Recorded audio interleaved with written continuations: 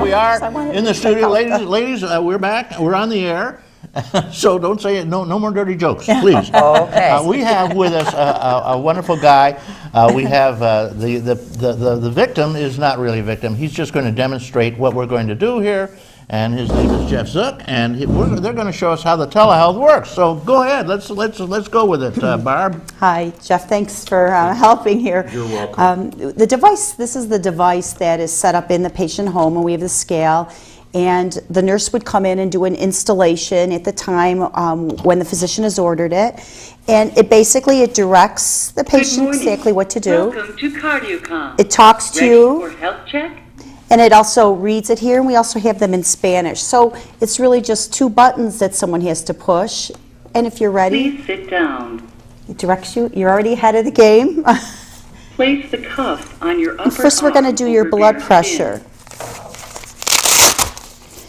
And the nurse, when she's in the home, does help. The cuff should be an inch above the end of your arm. Helps the patient to do this themselves, because our goal is to help people to become independent. Tubing should run down the middle of the inside of your arm.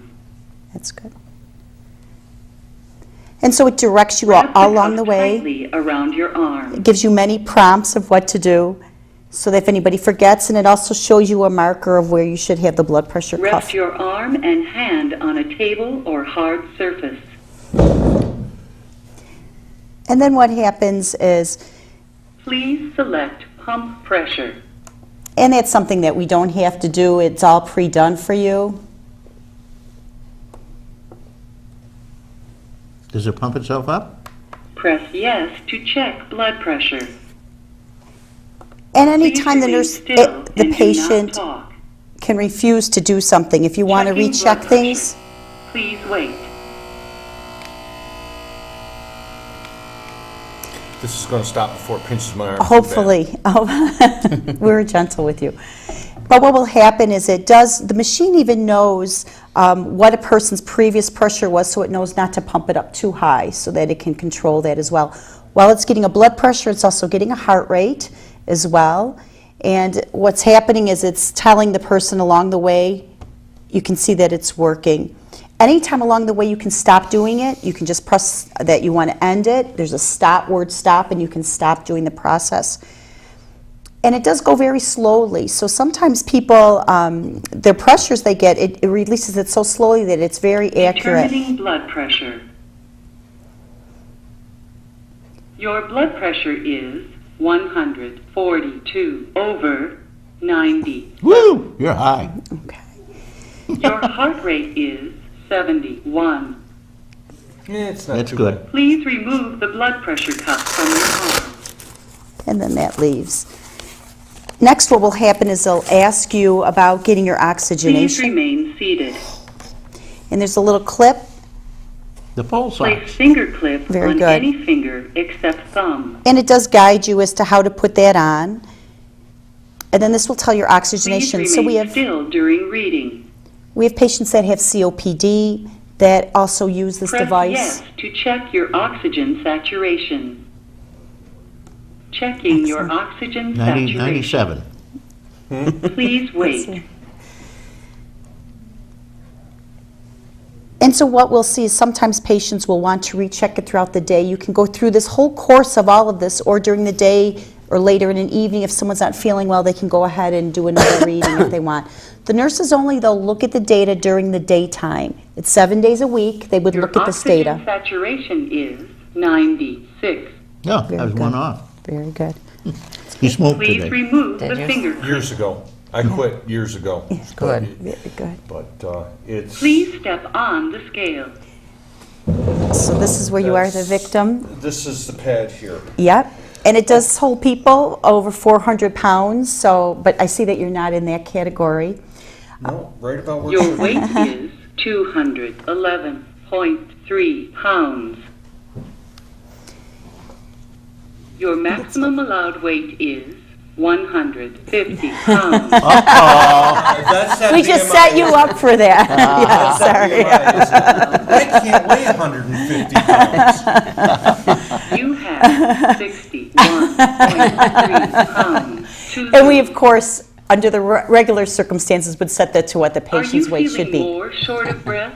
And what it will now go through is a series of questions based on whatever the disease process is that the patient has.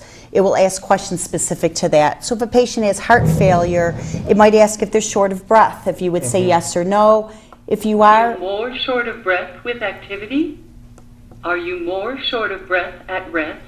and so what happens, it will go through all of these Awakened questions, during and I'll night short of stop. breath? I'll stop them, but what it will do is it goes through more serious questions, and then those questions come over to the nurse, and then the nurse can triage to see how severe the patient is.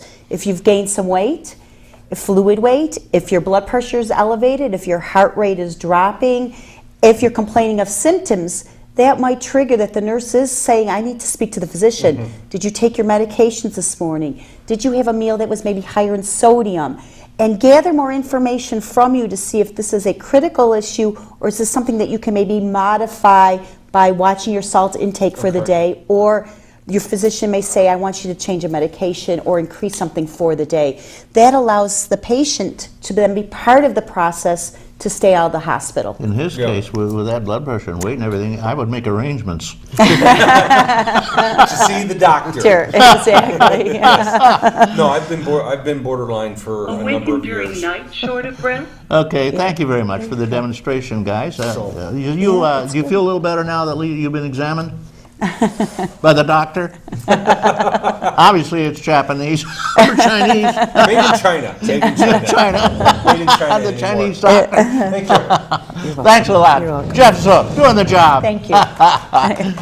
Okay, so at any rate, that is pretty impressive because, again, it saves manpower. You don't have to go racing over to the house to do these things. They can do them themselves, right? You know, yes, exactly. In the rural areas, particularly where nursing visits, that type of thing, I will have to say that this is really a tool. All by itself, I don't feel that it's something that, it works in conjunction with the nurse being out there at the home, because the nurse does the education piece of it, works along with the patient to use this device, and with the physicians.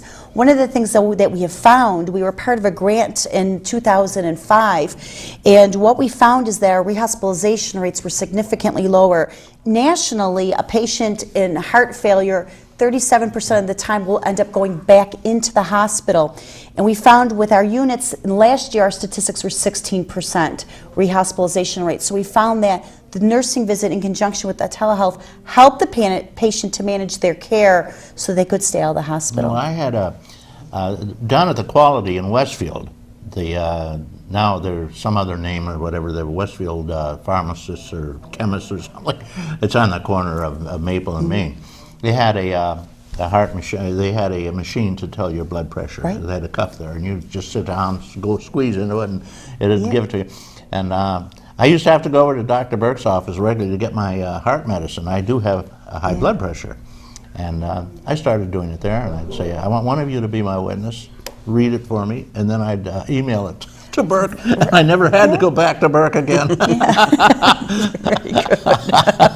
He was very cooperative. He's a good physician. Also, I guess he's a county commissioner of health or something, pro tem or whatever, forever and ever and ever. They haven't been able to find anybody who wants to do it.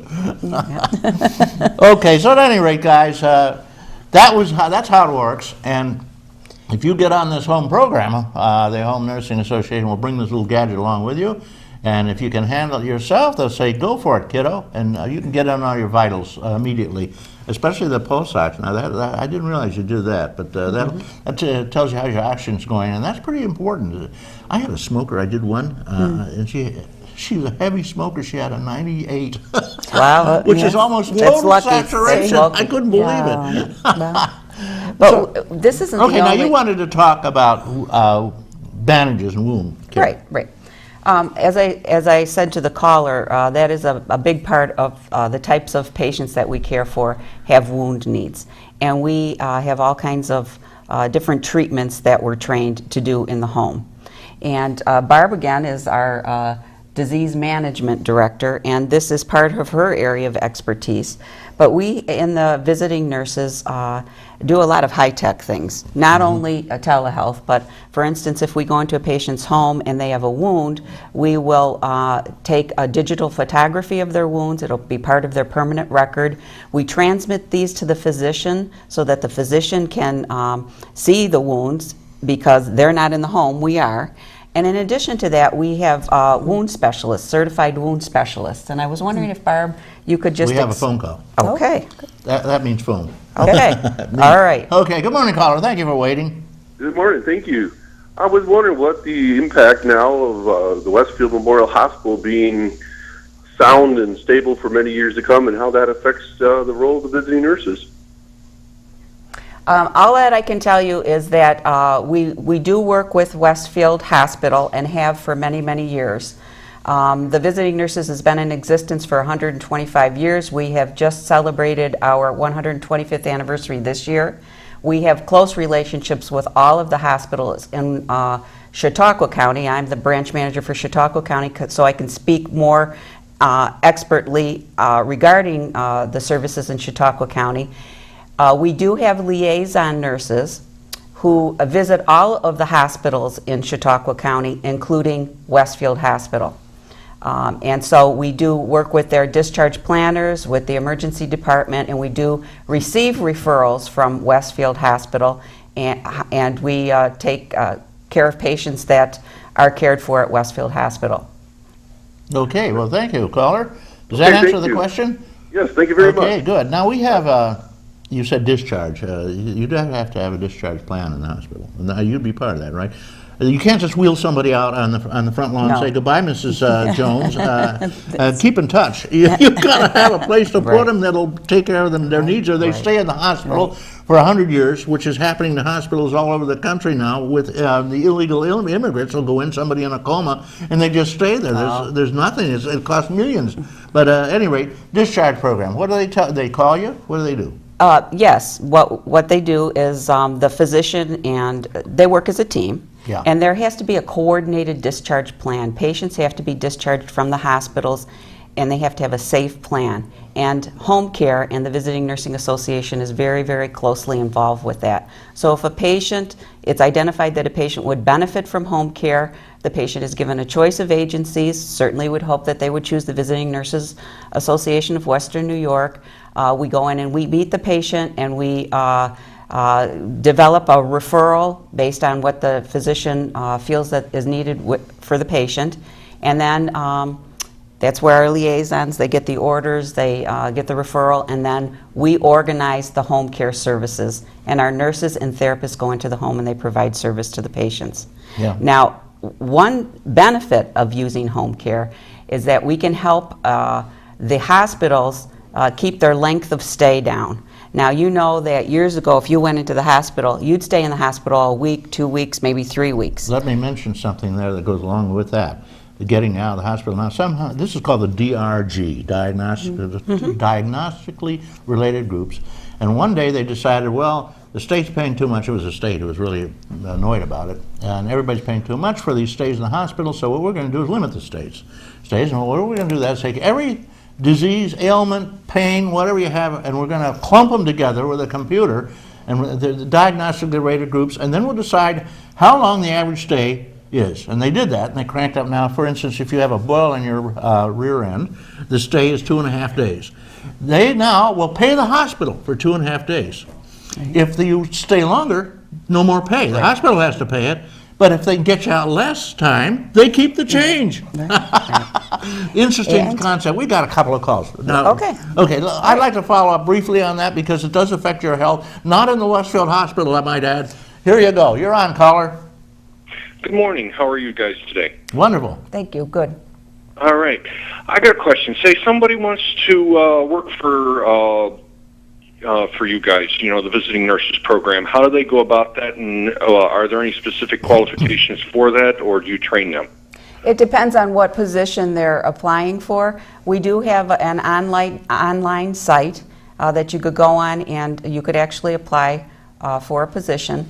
But it depends on what position you're applying for. Now, if you're a nurse, we're always looking for nurses. Physical therapists and occupational therapists.